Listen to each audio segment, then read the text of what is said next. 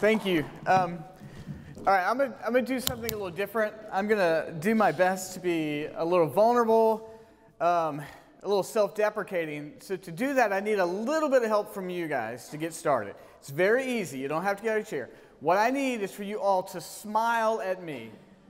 Big smiles. Okay, now what I need you to do is to do this right here. Of course, that's what we had to do. Okay. I'm not used to walking around with a mic. I feel like, I try not to do that either. Let me get us started in this way. Every single thing you see at this exact moment, the glass, the bottle of water, your phone, the tablecloth, whatever the case may be. Every single achievement you have ever accomplished. Every single thing that we know has its origin in a thought. Somewhere, someone decided they were going to make tablecloths. Somebody. And because of that, they put together all the elements that were necessary in the team.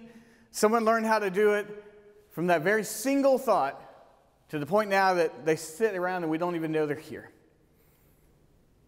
When you achieve something, some of you were amazing athletes in high school. I was not. But some of you, at some point in time, you said, I'm going to do this.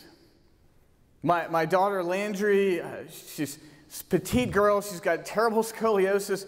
She came home and said, I'm going to be in the marching band, and I want to do the bass drum, the big, giant bass drum. And his parents were like, that's fantastic. And she walks out of the room, and they're like, ain't no way that girl's ever going to walk around with it. And then she did it for 3 years, and it's probably the highlight of her high school career. Because at some point in time, she said, this is what I'm going to do. Literally every single thing we know, bump into, is based upon the origin of thought. Which means, and I'm so excited about this, lining up with what everyone has already said here, if we get control of our thoughts, if we train our thoughts, truly what we can accomplish is limitless. I love to tell stories. Let me share a story with you. My first job out of college was I was a high school English teacher, and I taught at an alternative school for at-risk youth. It was part of my school system's design to help with the dropout rate. They had a terribly low graduation rate. And they're like, what are we going to do? So kudos to them, they put money and started a school. And to qualify to get to my school, you had to have been expelled from another high school. So you can imagine a little bit of what the population was like. 60% of the young girls in our school were either pregnant or had children. Why? Because they just missed so many days. But then we also had drug dealers. We had violent offenders. We had everything in there. And I loved it. I was 23. I had all the energy. It was going to change the world. But navigating the classroom was difficult. Now, one of the best things my principal ever did is she said, listen, in North Carolina, 12th grade English is British lit. She's like, you only have to do two things. I don't care what you do in that classroom. You have to teach British lit, and they have to pass the end of grade exams. But I'm not coming in there and just micromanaging, are you following the curriculum? You do those two things, these kids graduate, and they pass the EOGs, I'm fine. I loved it. I absolutely loved the freedom. But I'm also teaching Shakespeare to the population of students I just mentioned. And so I would try in every way to be creative. And one of my favorite units of the year was Frankenstein. I love Frankenstein. Did you know that book was written on a dare? Mary Shelley's sitting around there drinking and smoking. They're like, we should write a horror gothic novel, or whatever they called it. And she was the only one who did it. It's only like 120 pages, and there's dozens and dozens of movies based on it. So this is what I did. I got my students together, and we literally read it out loud, all 120 pages, a little bit every single day. And the culmination was that we were going to write and direct and put on a 15-minute play of Frankenstein. Now, I wish I had like that School of Rock moment where we didn't win any awards. I think we put on one production for about 5 people, but it was wonderful. But I, as the director, had to figure out every kid had to have a role. And I had this student, his name was Derek, and he was he was the most difficult student I had. Constantly gave me the most, trouble after trouble after trouble. And I didn't know what to do with him.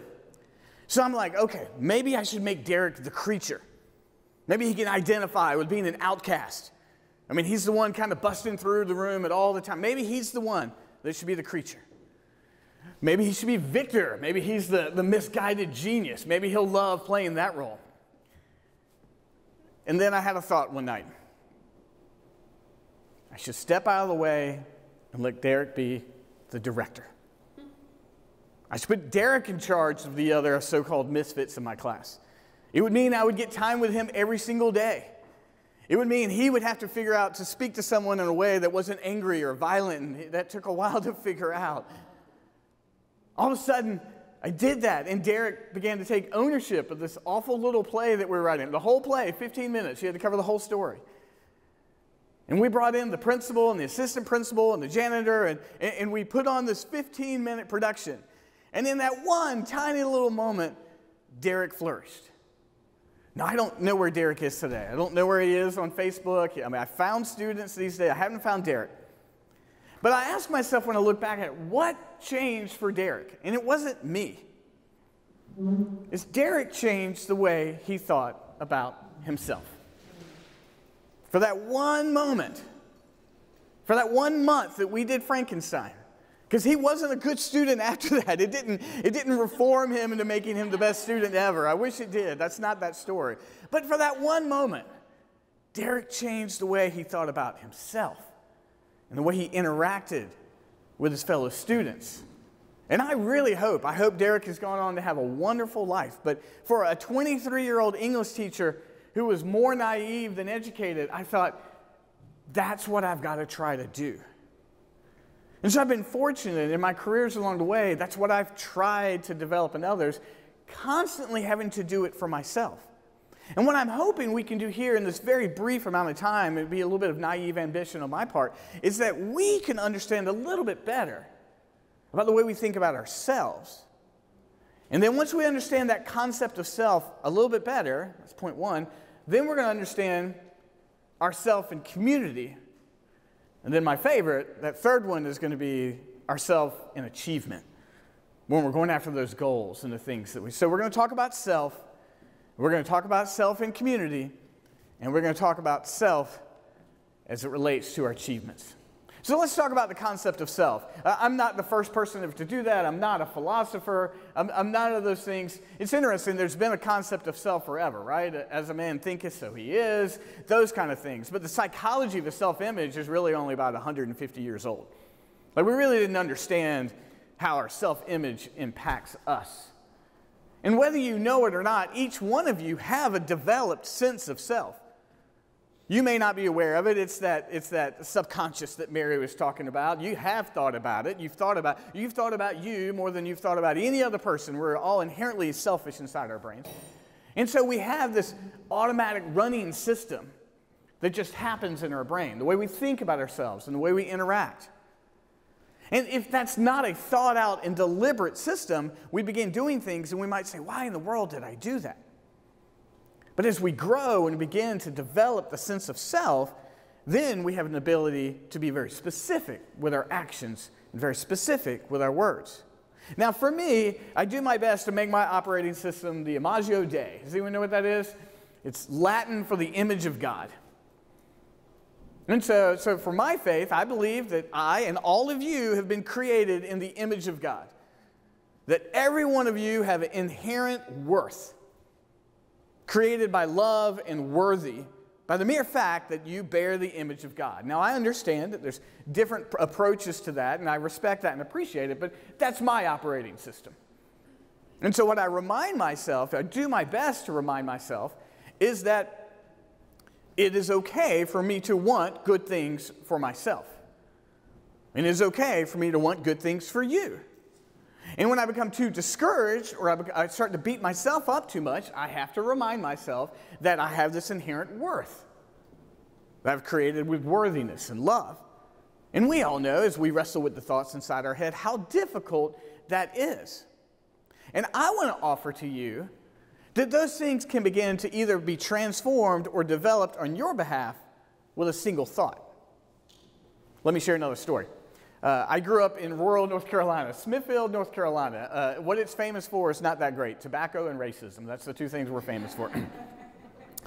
And I did not grow up wealthy. I remember my mom buying my tennis shoes at the grocery store. And so in 1982, when Nikes and Izods and popped-up collars and things were important, wearing tennis shoes from the grocery store did not help for one's self-image. But I was completely unaware of my self-image at that point. My parents, they owned a flower shop. And so they were business owners and entrepreneurs. My father was also a pastor, and he taught piano. And I didn't understand streams of income at that point in time, but apparently those three weren't enough. And so the house, in 1982, we lived downtown Smithfield. I could walk to my friend's house. I could walk to my parents' flower shop. It's sort of that idyllic image you have of kids riding around on bicycles. That was us. And then in 1982, my mom and dad tell us we have to move. I don't want to move. I like to be able to walk where I want to go and ride our bikes downtown. But the reason we had to move is because the bank was foreclosing on our home. And foreclosure is something I think most of us in the room understand. At some point in time, the bank just says, you're not catching up. So we're going to take this from you. So we moved from downtown Smithfield to Brogden. Do you know where Brogden is? Laura and I are from very similar paths. Brogden's not a city. It's not a town. It's a community. It's famous for the birthplace of Ava Gardner, if anybody knows who Ava Gardner is. But Brogden is way out in the country. I can't walk to a friend's house. I can't walk to my parents' flower shop. I can walk into the woods, which has its own inherent fun, I guess, for a kid. But I didn't want to. Already, I felt like an outcast because of my clothing and things like that. Now I'm going to live out in the country. And we had chickens and goats and hay bales, and all those were completely foreign to me. But all of a sudden, it was my job to go get the chickens and get the eggs and to catch the goats when they escaped. None of that was anything I had ever done before. And it's not fun to explain any of that to your parents. To my friends. But again, I had a wonderfully loving home. I was the youngest of 5. I was very blessed. But what I began to notice is, as the youngest of 5, my oldest brother, he went off to the Air Force. He's like, I'm out of here. And it was good for him. My 2 oldest sisters went into administrative or secretarial work, if you will. My brother right above me struggled to figure out what he was going to do. Just really didn't know. And I had no idea. Maybe the military, but really no idea whatsoever what I wanted to do. So senior year, March my senior year, college was not on the radar. I hadn't taken the SAT, nothing. I didn't know what I was going to do. And my friend Corey, his nickname was Corky. So Corky comes up to me and he goes, hey man, let's go to ECU. We could room together. Now, ECU is East Carolina University, famous for Sandra Bullock. We just barely missed each other. Where's Amy? Sorry. Just barely. She graduated right before I did. Gordon, let's go to ECU. And in less time than I've told this story, I said, that's great. Let's do it. It's the entire thought process to where I am standing here today. I didn't have any money. I hadn't taken the SAT, so I didn't go online. I found out where the SAT was. My school wouldn't help me. I spent my last year at a small Christian school, and they told me it was wrong to not go to a Christian college, so they wouldn't help me in any of these things. So I had to figure out how to do all that, and then there was no money, and I owned 2 things of value in the world. I had a Pearl drum kit that was just my prized possession. But you can't take a drum kit to the dorm room. So I sold my drum kit. And you can see how much of a nerd I was. And I sold about half my comic book collection, which in 1989 had a little bit of value. And I got together enough money to pay for my first semester of college. And then and I never went home again. I loved my parents, the sweetest people on the face of the planet. But when I left, I left. I worked my summers at summer camps because they would feed me, and they would pay me $100 a week, and I had no expenses. So I was like, why would I go home? I never went home again because when I left, I left. There was something inherent in me that was like, I've got to leave Smithfield. College, school teacher, management, sales, seminary, master's degree, planted 2 churches, started 3 businesses, and here I am. I don't say that as pride. I just say that's the string that all comes from the genesis of one thought. Let's go to East Carolina University together. Now, we all have a tendency to remember the bad ones. hey, let's stay out and go drinking, or I'm sober enough to drive home. You know what I mean? I don't assume that about any of you. I'm saying we have a tendency to only remember the bad. I should have never gone on a date with that boy or that girl. Those are the ones we have a tendency to remember, right? We would do better to remember the genesis of thought of the one. We would do even better to remember that's still the possibility for us today. Your operating system and what you think about yourself is how you make every single decision. I don't want to talk about community yet. I want to talk about you. What you think about yourself when you look in the mirror is based upon your thought of self, right? That's your impression, right? When someone asks you, will you want to do something, your choice to do it or not do it is based upon what you think upon yourself. When you reflect on what happened yesterday, it's really based upon not what happened yesterday, but what you think about yourself. So as you begin to transform your idea of self, it begins to transform every part of your life. Well, your brain doesn't know the difference between a dream and a memory. Did you know that?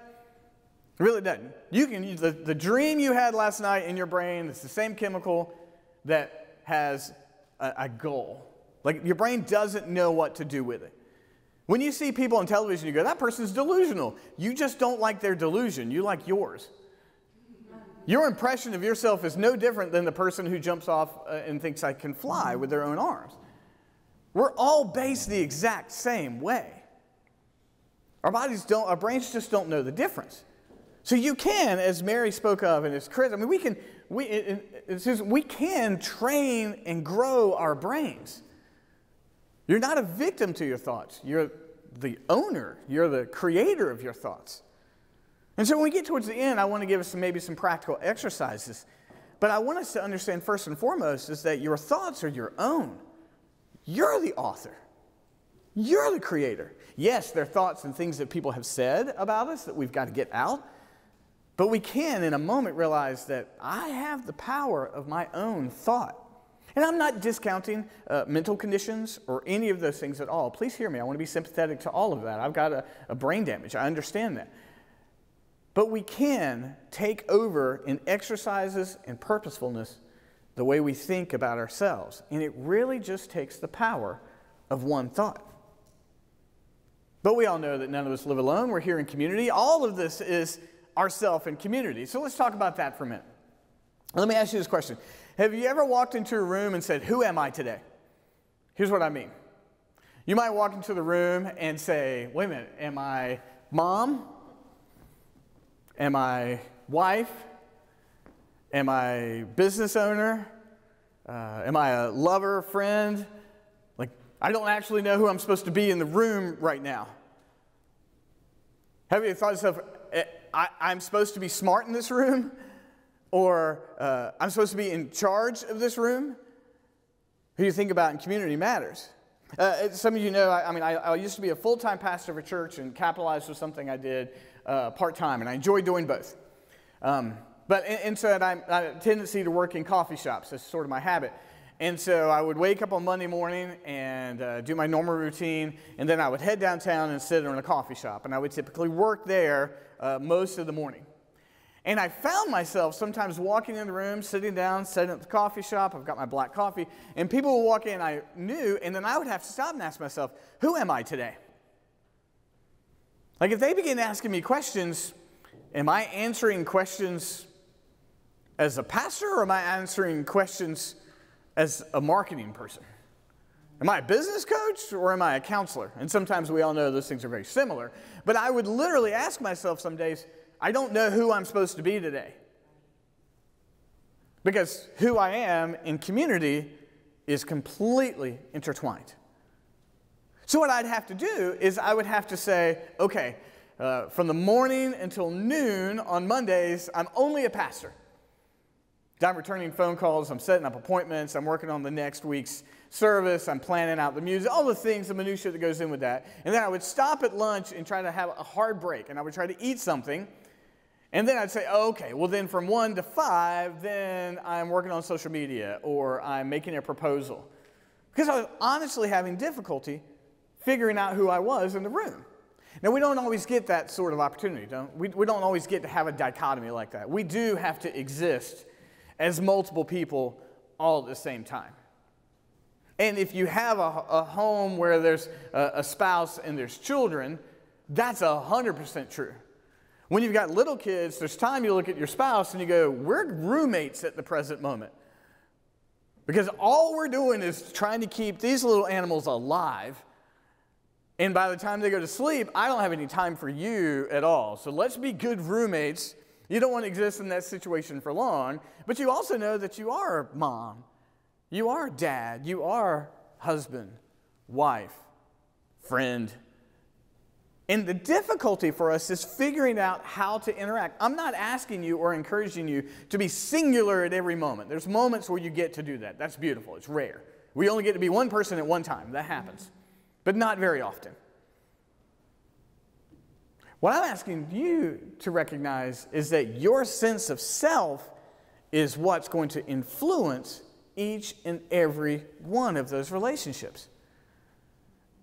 And if we are operating off unhealthy views of self, like constant condemnation, constant criticism, bringing up the things that should be that are unforgivable, that we just can't get out of our head, when we do that, it influences how we interact with community, which means that we're called to try to live some sort of pathway of mental health so that when we're interacting with others, we're able to do so as cleanly and as healthfully as possible. And what that means is sometimes we have to say, I forget, I've heard so many great talks today, this person's, I think it was Mary, this person's energy, I just don't have, they can't be a part of what I'm doing right now. I was listening to a philosopher the other day. His name is the Big Aristotle. Does anyone know who the Big Aristotle is? That's Shaquille O'Neal. That's what he calls himself, is the Big Aristotle. And he has what he calls 5-finger stress. He goes, I only got 5-finger stress in my life. I care what my mom has to say. I care what my kids have to say. I care about my bottom line. And he said, I think that's it. I've only got 3 fingers. He said outside of that, he doesn't care one bit about what anyone else thinks, but he says you should never have more than 5-finger stress in your life. Are there really 5 more than that you should care that much about? And listen, I'm a people pleaser. I want this to go well. I want smiles. I want people to say that was really great. And inherently, I think we're all wired to be people pleasers. Even if we're like, I don't care. I mean, there is an element where like, I want you to care enough for me to say I don't care, right? That's what we really mean. But eliminating situations and sometimes giving space to people to say, I can't be mentally healthy in a situation like that. Amy is the best at giving me that advice. She is. She's the quickest to say, that relationship or that scenario, I don't know why you're worried about it. And it takes me a long time to unwind in unhealthy relationships. Like it really does. I want to be loyal. A prior experience means something to me, right? I think it does to you too. You've gone through something, good or bad, and it's hard sometimes to say, I can't be around that right now. And I used to think, oh, that's hogwash. You can't start doing that to people. But if it's not spiteful, you're not doing it in a mean way, you're doing it for your own personal health. If you don't have your own personal health, it's hard to have what? A healthy relationship with anybody. We're constantly intertwined between our concept of self and our relationship with others, which means it's not selfish for me, to people I love closely, to say, I need some mental health so that I can love you better. I need personal time. I need this thing that is healthy for me, and I'm going to be able to love you better in a situation. Or at work, I'll be able to serve you better. And it is hard. I had a good friend the other day just remind me that it is okay to take those moments and prioritize those things for yourself sometimes. And me, I'll have like 1 or 2 things, I'll take the time to run, but then I won't take something else that's important to me. And I need to learn again, it takes much more than that. But it is not selfish to say, I need this mentally so that I can be in a better relationship with you. Let's talk about our sense of self and achievement, because you guys are here. And I commend you. First of all, thank you. When we got started, we did what was called brown bag lunches. Anyone remember that? I don't know if you did. That's when I literally would say, bring a lunch and I'll give you free marketing advice for free. They were called brown, and then now this is our, I think, 4th gathering of some sort that we've done. So I want to say thank you so much for being here. Some of you came twice. You're gluttons for punishment. So thank you. So thank you, Carla. But thank you. But we're wired to achieve. We really are. Our goals we may be frustrated because we've not met our goals over and over again. And I understand that. I do. I'll share that story in a minute. But we are wired to achieve. If you set an alarm, you're wired to achieve. It's that simple. If you go to the grocery store, you're wired to achieve. Our basic instinct to survive means we are wired to achieve and set goals.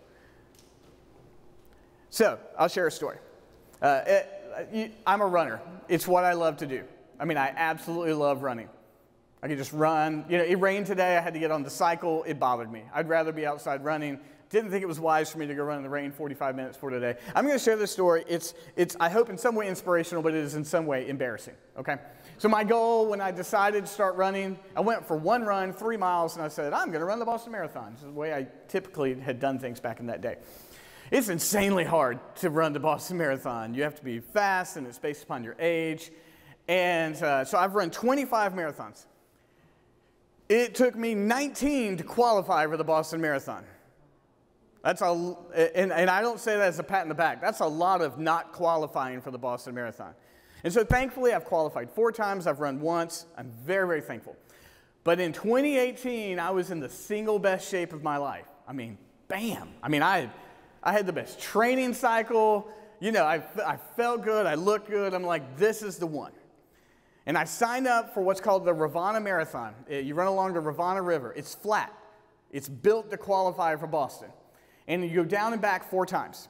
And only 25 runners can run it. It's a very small run. It's not supported really well. You got to bring your own water. You got to bring your goo, which is these nasty ketchup packets of calories, and it tastes like unicorn milk. It's disgusting, but that's how you get food when you're running. And I mean, I was ready. I had trained during the summer, which I don't normally do. This is an August marathon, which means it's going to be hot, which is going to make it even more difficult. But I mean, guys, I had never been in that good a shape. I'd had a perfect training cycle. No injuries whatsoever. My buddy Danny came down to support me. He's my running buddy. And he came down there the whole time just to give me my water when I turned the corner. And just to give me goo. He's just hanging out for 3.5 hours to help me. And I showed up. And guys, I was ready. I mean, it was hot already. I'm standing on the starting line. I don't even have a shirt on. I'm like, man, I feel so good, right? And they're telling us how to do it because it's an odd little marathon. And so here's where the embarrassing things happen. Guys, I pee like 10 times before a marathon. I don't know if it's nervousness or not wanting to run, but like I do. And I'm like, I got it all out. I'm like, man, I feel good. And she's like, okay, the woman who organizes it, the race starts in 3 minutes. And all of a sudden, I'm like, what is going on? I mean, I had to pee so bad. So I run off into the woods, one of the glories of being a man. I run off into the woods, right? And I come back. I'm like, oh, okay, I'm good. I had like 30 seconds before the start, and I take off. And I mean, and when you're trying to run for a time like that, you map it out. I want to be running this pace at 4 miles. I want to be running this pace at 8 miles. You've got to map the whole thing out. And so, I was running the race of my life. I was feeling so good. Somewhere around mile 8, I'm like, something is not right. The waterworks were not working very well. You know, and I was starting to heat up, and I was like, wait a minute, it's hot. You know, this is just because I don't like running in humid weather. And I make the turn at the halfway, so I turn 13.1 miles, and Danny's like, you're a beast, you're so sexy. Like, he's just, you know, he's cheering me on, right? All the things we know to say to each other. And guys, all of a sudden, my heart rate really started to elevate. So in a marathon, you're going to sustain about 162 beats per minute for 3.5 hours. And that's high, right? But you want to stay out of the 180s. The 180s are danger. 200 means something is really, really wrong. And all of a sudden, I got to run in the woods again. And things are not going well for me. Like, I'm on fire. Like, everything is on fire for me. But guys, I'm in the best shape of my life. 3 minutes before the race started, I was fine. And I know that something's wrong. And so when I've not finished 2 marathons. You have to make a choice at some point in time. And a DNF, did not finish, is just, it's humiliating, it's embarrassing. And there's only 25 runners. It's not like everyone, and I go back and I literally go back to the turning point and I fall on the ground weeping. I mean, I am just crying. I can't finish the race. I've got a fever. Everything is hurting where it should not be hurting. And it was supposed to be the race of my life. And this is an interesting marathon. They don't give medals when you finish. They give you a medal if you don't finish. Because they're like, and she walked up and she gave me this medal and she goes, she's like, this means you should not be ashamed. I've never seen anything like this, yeah. And so she's like, this means you should not be ashamed. It happens all the time. And for me, I had never not finished, ever. And so I'm just weeping, and Danny's like, what do we do? And I'm like, I don't know. I don't even know what to do. And I know I need to call Amy and the girls because if I come home early, something's wrong. And so what's Danny's solution? Let's go get burgers. That's Danny's solution because we always go get burgers after a marathon. And so we're sitting at this restaurant at 10 o'clock in the morning eating a breakfast burger, and I'm just crying. And so, guys, I go home. I go to the doctor. Embarrassingly, I've got a urinary tract infection. It happens when you train over the summer. Just happens. I've never had one, and all kudos to anyone who's been through a lot of pain in their reproductive areas. I'm not used to that at all. And so I'm a mess, and Amy and I have a party to go to that night. And so we're playing some charades types game, and I spent most of the night like this, just like waiting to get a chance to, and the problem is I don't care about the physical pain. I was supposed to qualify for the Boston Marathon that day. That's what I really cared about. Now, that's a very long story, so thank you for putting up with it. I've got plenty of running stories if you want them. I had to decide a lot about myself that day. I really did. I don't get down a lot. I'm blessed with that. I get down for like a day.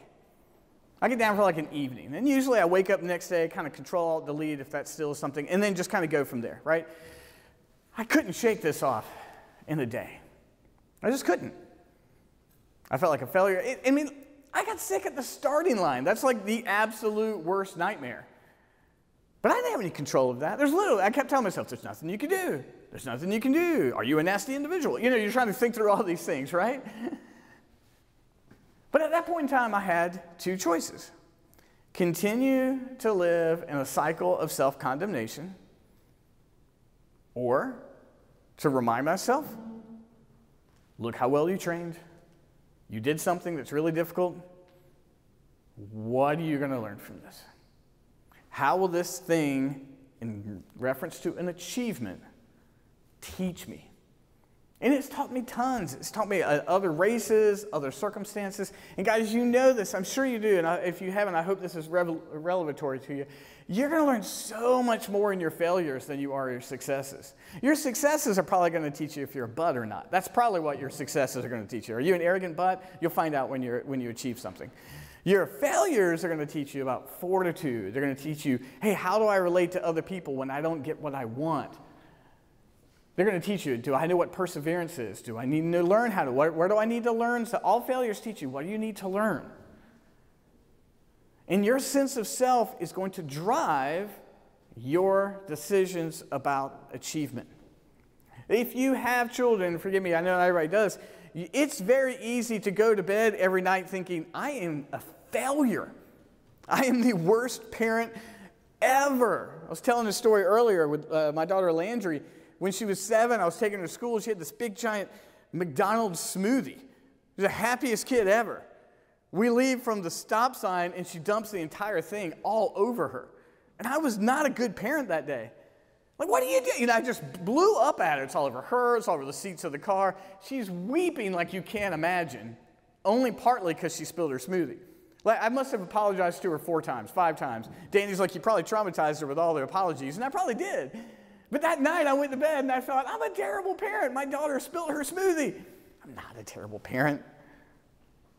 Every time I've ever brought it up, she's like, Dad, I'm not mad at you for that. But it's easy to base our sense of achievement and worth on, did this relationship go well? How's this relationship? That's where community and achievement intertwine. When we begin to assess our value based upon our relationships, then we're in the achievement thing, right? I've loved all the talks here because you guys have talked about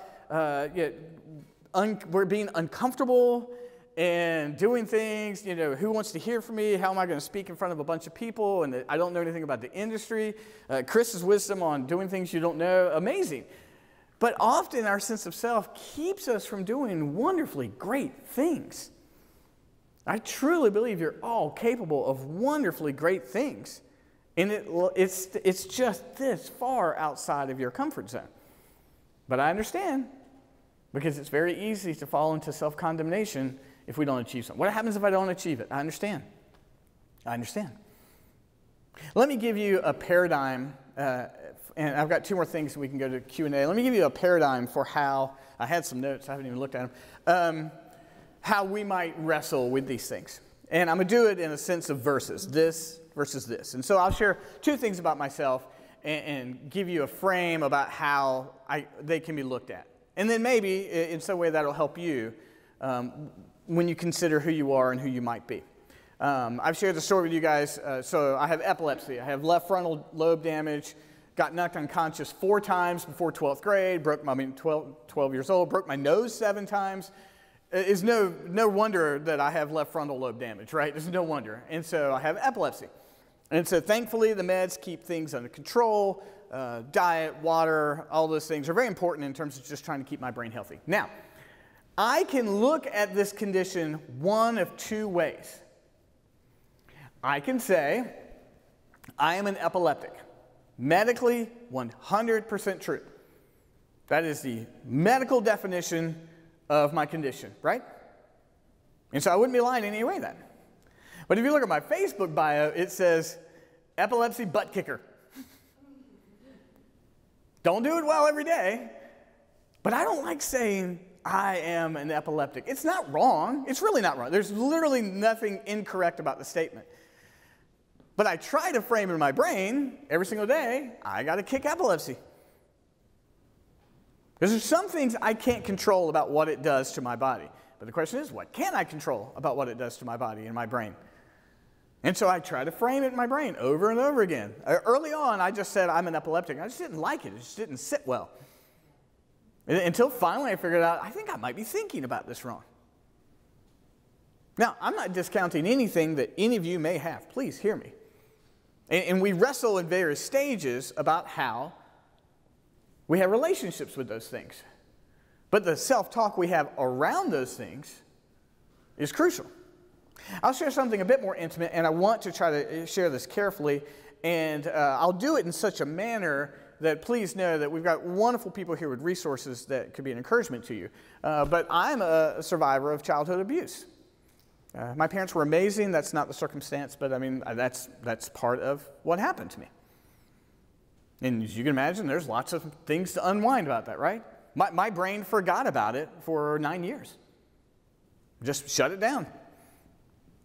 19 years old, total recall. That was fun. I can think about it in one of two ways. I can say, I'm a victim of abuse. And that's true. It's true. It's typically where you start owning things that have happened to you, correct? And please hear me. I do not mean to be insensitive to anything anyone's been going through. Susan knows of resources at the hospital, and I know of resources for counseling, and I know others of you would. And so please hear me. I want to be careful bringing up sensitive topics. So Susan, I volunteer you that I know you know resources. But I have to look at it a different way because I can't live that way. I have to look at it as what? I'm an abuse survivor. Because I have to own it one of the two ways. Both are true, but I've got to pattern my brain for the second. There's days I don't do that well. Days I do it better. So my encouragement to you in that is you have the I am statements in your head. I know some of you have done studies of I am statements, and it's incredibly powerful. It really is. But I would encourage you in a healthy, safe environment when you have time to process through it, what are the I am statements that you record in your brain? And are they framed in such a way that's healthy for your brain, healthy for you in community, and healthy for the way you approach goals and achievement?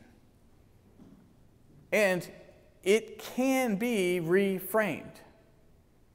You can begin to think of things in such a way that you remove the limits you've placed on yourself personally, and you can remove the limits that you placed on yourself in relationship, and you begin to remove the limits you place yourself in terms of goals and achievements. What I am speaking of now is a long, hard process. What's the stat? You can create a new habit in what? 21 days? Yep. No, that's probably true if you want to, start putting your fork on the right-hand side. That is true. You definitely can make a new habit in 21 days. This one's going to take a little more than that, but 21 days would make a drastic difference. If you reframed an unhealthy I am statement on paper for 21 days, it would make a drastic difference. It would. Having someone who can speak into your life, counselors or friends or mentors. I'll never stop talking about mentors. Because the people who have spoken to and presently speak into my life have made a tremendous difference. Asking people you're in a relationship with, this is the space I need presently to work through this thing in which I'm identifying. I have identified myself, I think, in an unhealthy way, and I would like to go on a journey of identifying myself in a healthy way. It's going to help my relationship with you. It's going to help my relationship with work. Asking for a healthy space, learning what that space looks like. That probably requires a mentor or coach. But reframing the way we think of ourselves is going to reframe the way we have relationships with others and ultimately the way we approach goals and achievements.